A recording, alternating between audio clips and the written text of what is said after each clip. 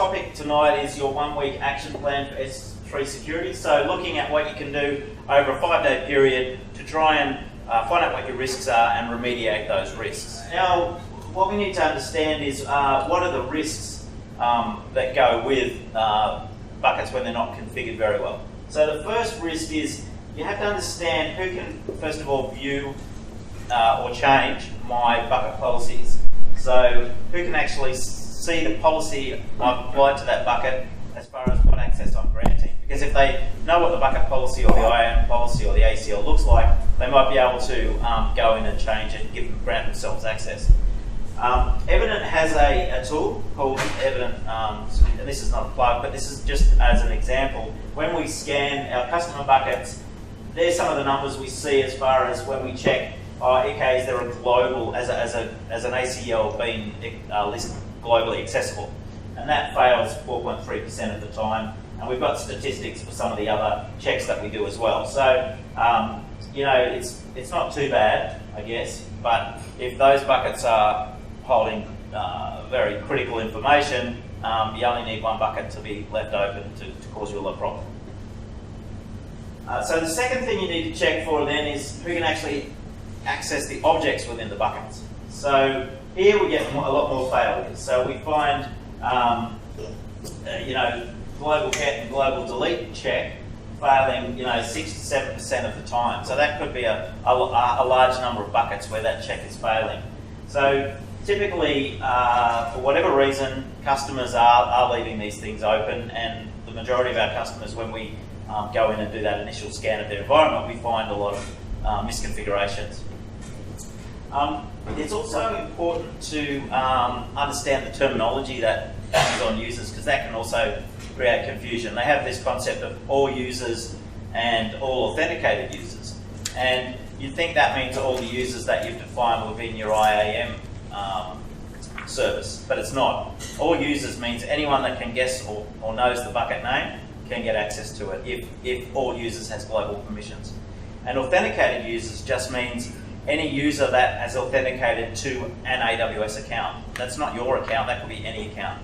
So it's very easy to set yourself up with an account and become an authenticated user and then try and get access to other people's buckets. And like I said, hackers have written a lot of tools and scripts, and we've actually got DevOps cycles now for producing code to go and search for S3 bucket misconfigurations. And then there's other aspects to buckets that can help us, or that we could use to configure our buckets in such a way that we're not being left vulnerable. So the first one is looking at how do I stop people deleting information out of the bucket. And one of the good features here that you could look at is the MFA delete capability. So when you turn on MFA delete on a bucket, it means that not only does that person have to have access to delete objects, they also have to go through a multi-authentication procedure as well on top before they can delete anything. And maybe that's not related to security, that might be to try and circumvent people's mistakes, because people do make mistakes. If they have to take that extra step before they actually delete something, it protects the data and it prevents accidental deletion sometimes. On top of that, some of the other services or the other configuration that we could look at is object versioning. So this is looking at, as we change objects in the bucket or update them or add new versions, the previous version is kept. And so that means if we do accidentally lose something, we've got something to roll back to. Or if someone goes in maliciously and deletes our content, perhaps we've got a previous version that we can roll back to so we don't lose everything.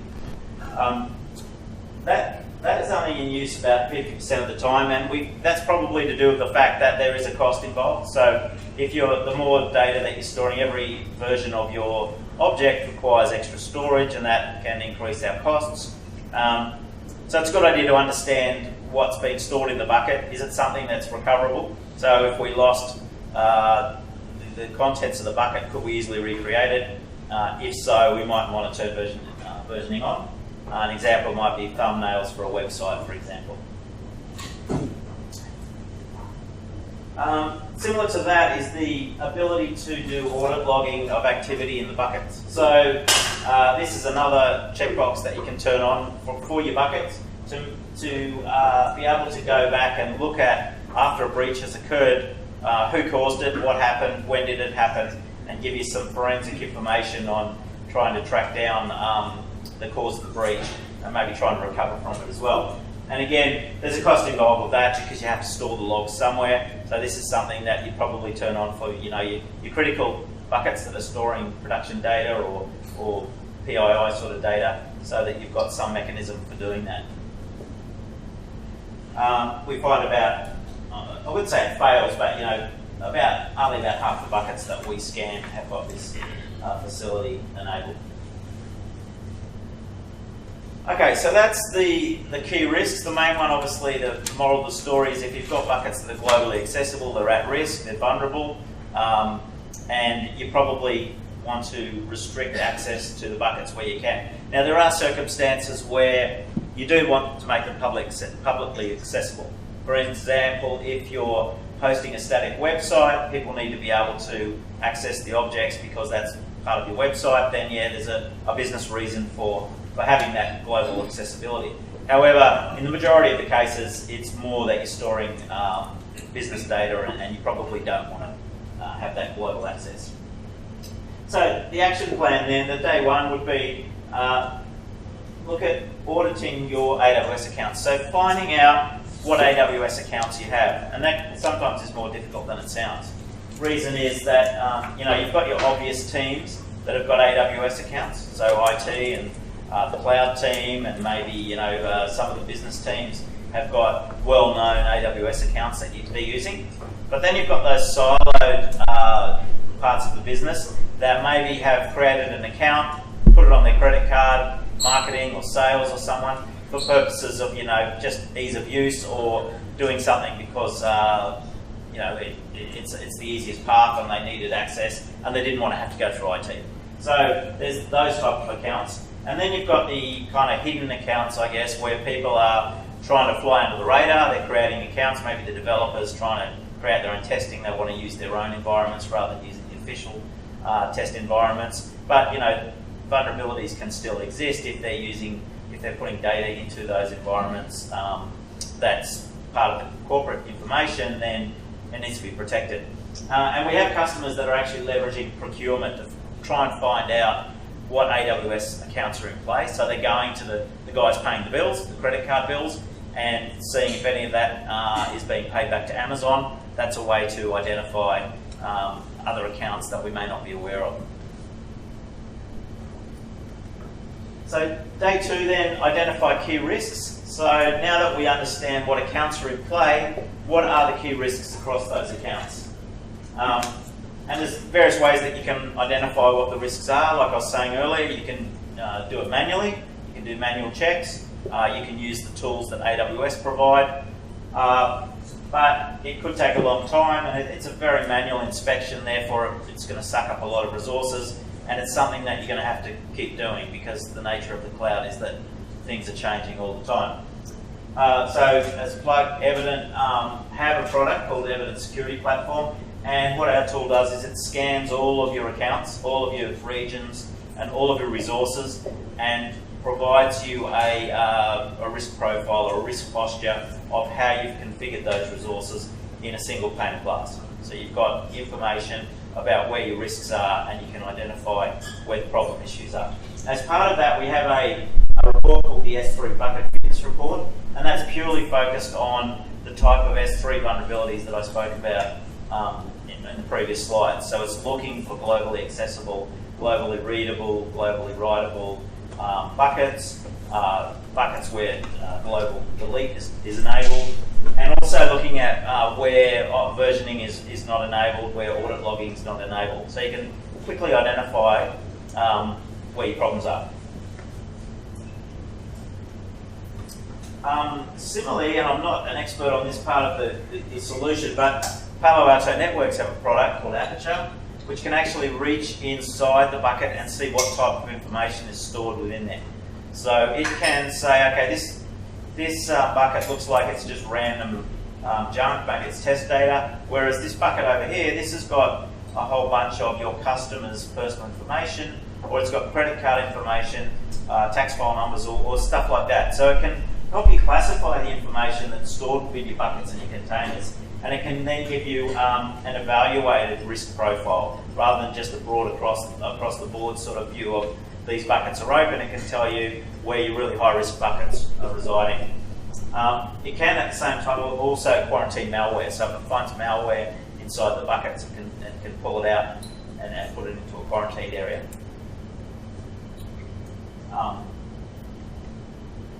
Okay, so now that we've kind of discovered the risks and presented the risks, the next step is to work out, to prioritise the remediation efforts. So finding out where we need to start and work through the really high risk stuff. And again, back to the evident product, we have as part of the security report, we can categorise the risks as either being a high, medium or low, and give you the high profile stuff at the top of the list, and the number of failures for that particular risk type. So it allows you to then kind of drill down and focus your efforts on those really high vulnerabilities. And then you can start at the important stuff, I guess. Day 4, keep going. So not just remediating the high risk stuff, but eventually getting through to the point where you've resolved most of the issues, and being able to track your progress. So making sure that as over time, over the 5 or 30 or 60 days, you can see how your security posture is improving, and you can go back to an individual point in time and see on a particular day or how a week ago what the risks were as compared to what the risks are now. So we can provide evidence of the fact that we are actually improving our security posture.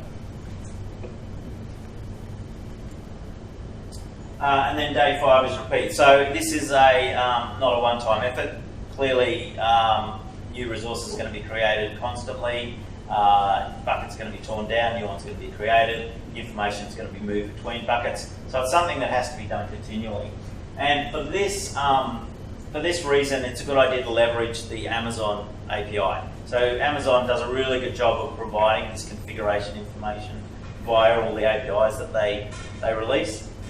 So it's quite, if you have a tool that can access that information via the API, it gives you that ability to consistently and constantly be aware of what your risks are and make sure that you're continuing to have a very secure environment.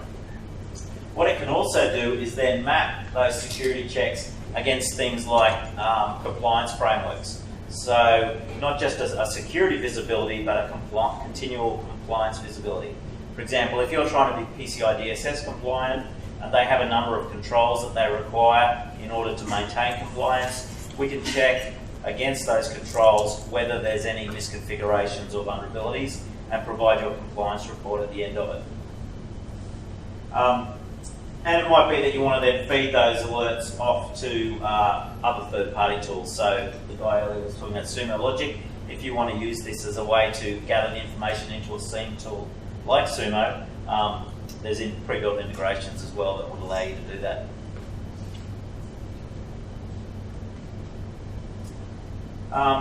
And back to the S3 bucket fitness report. This is going to continuously keep updating itself and keep giving you visibility across S3. Obviously, S3 is just one part of the problem, but if your board of directors or your execs come to you and say, how are we going? I'm worried about all these S3 breaches.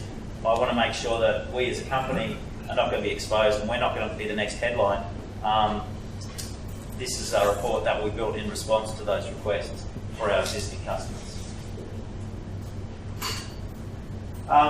So if you're interested, what I recommend you do is sign up for a free trial. We have a fully featured 14-day trial. You can onboard as many AWS accounts as you like, and it will give you, it takes less than 5 minutes actually to onboard an account. All it requires is you create a role within IAM. It's a cross-account role that gives our solution is actually hosted in AWS as well. It gives us read-only API access to go and pull down the configuration metadata and then provide you a risk posture. You'll have that within the first 15 minutes of onboarding your account. That's a good way to show the value of these automated tools for providing security and visibility. So thanks everyone. I hope that was informative, useful. It is a hot topic, so yeah, good luck. Questions?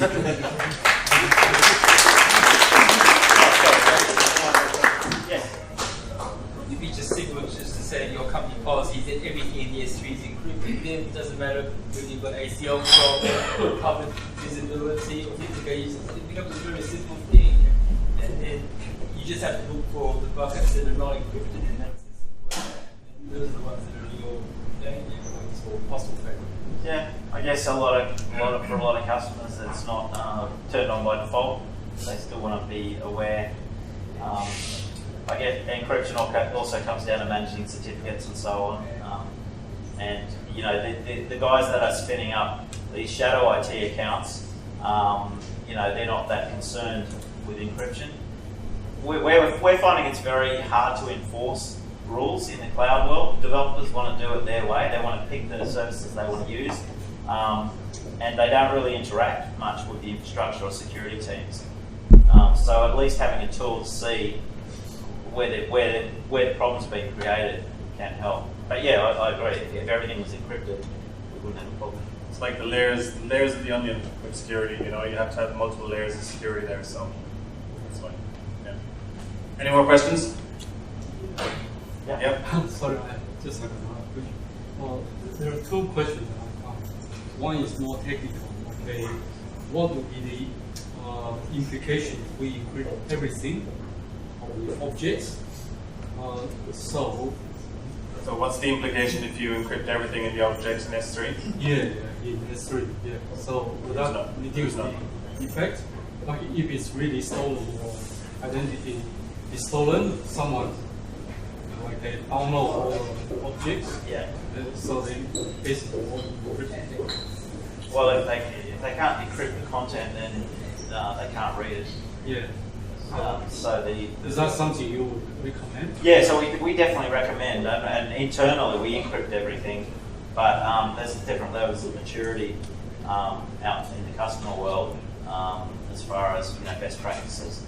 So if the tool will go through and find the ones that aren't encrypted and tell you should go and encrypt this bucket.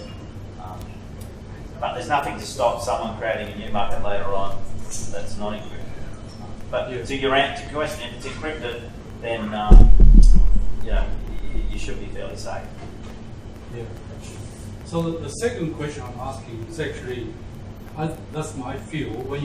It's a tool, what you present is very good, but on the other hand, is about one thing you might also talk to the clients is about best practice of storing object in S3. Because S3 is basically it's a storage of objects. Anything you can put that is in S3, right?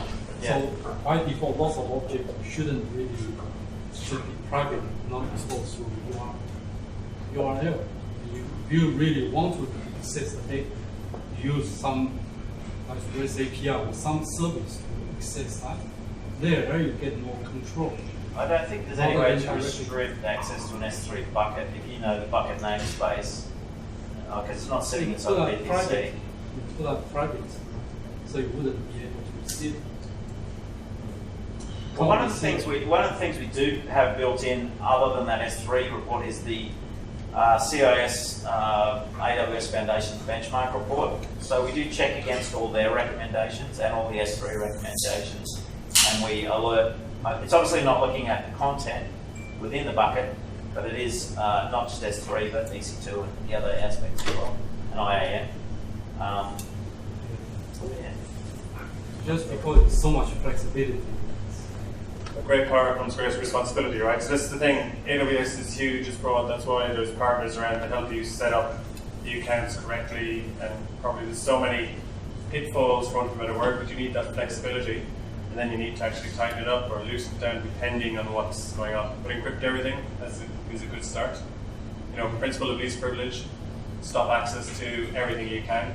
But it's hard to manage when the team grows and new people come in and add new apps and they're talking to this bucket, somebody opens it for a test. You have a tool as a backup strategy to kind of scan that and ensure that it is still encrypted on a regular basis. So, cool. Any more questions? I've heard that Wildfire is one of the biggest sandboxing technology from Palo Alto. So how do you actually integrate Wildfire along with Aperture for sandboxing? I think I'm too new to the company. I don't even know what Wildfire does. Okay. Palo Alto are going to do a presentation at an upcoming meetup, I know. Yeah, so you can ask them. Juniper guy, ask a Palo guy question. Okay, yeah. I like it. Yeah, I'm still just focused on this. He's still wearing the Evident t-shirt. Yeah. The deal is just inked not too long ago. Yeah. Sweet. Good question though. Save it for the next one. Yeah. I'll warn the guys back at the office. Any more questions? Sorry, other than S3, what other compliance check do you do? Well, we look at EC2, security groups. Ports have been left open globally. A common one is port 22 for ease of access. People leave it open to 0.0.0.0. There's a whole bunch of ports we check for. There's IAM policies, password strength, whether keys get rotated regularly, whether you're using CloudFront as a kind of, or AWS config. These are additional services that AWS provide to help you with your security. There's about 200 different checks across all of the services that AWS provide. We also have just started supporting Azure as well. I'm not sure it's the right forum, but so it's a multi-cloud kind of security tool now, and Google is coming as well. Cool. Thank you. Any more questions? Craig, thank you very much. That was awesome. So thank you for signing in for the door prize. The winner, drum roll, music. Oh, we don't have a sound system. Sorry. Do beatbox. Is Wahid Shalali still here? Wahid? Yes. Thank you very much. Well done. Thank you. There's an echo dot. Gary here is going to get it. So just to finish up tonight, thank you very much. Thank you to our speakers. Thank you to Sumo Logic and Evident, now stroke Palo. But we run a webinar series which is fortnightly. We run the meetups which are monthly, and then we have our hands-on labs which are sort of quarterly. So just to kind of like keep you guys engaged and updated. But hang around, have a chat, have another beer. I think there's more beers left in the fridge. Thank you very much for coming. Thank you all. See you this time next month, which is with Commvault and Talent. So, thank you everyone. Cheers. Bye bye.